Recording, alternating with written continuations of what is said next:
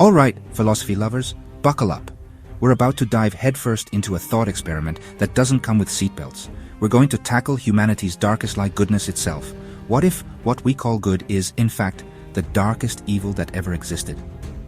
Nah, I'm not talking about your typical good people doing bad things sometimes, or the cliche that the road to hell is paved with good intentions.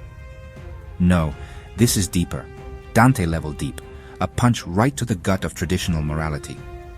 Think about it. We're sold the idea of helping the poor. But if it really worked, why are they still poor?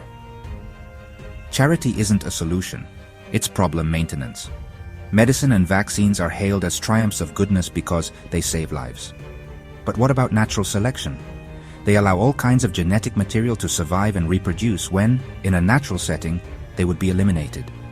Humanity fights against evil and defends good. But who decides what is evil? Goodness itself. So good is the one that's messing things up. Welcome to God-level dark humor, where good is just a fancy way of keeping suffering going, a sophisticated system that manages misery instead of getting rid of it. If this doesn't make you uncomfortable, read it again. We're the next dodos. Remember the dodo? A bird so dumb it disappeared from Earth because it couldn't understand the idea of a predator. It looked on curiously instead of running away.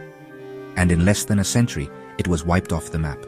So, how are we any different?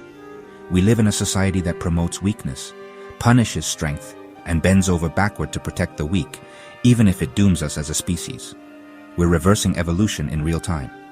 And when the next predators, AI, evolved monkeys, or our own stupidity come to claim their place, we'll be erased before we even realize what's happening.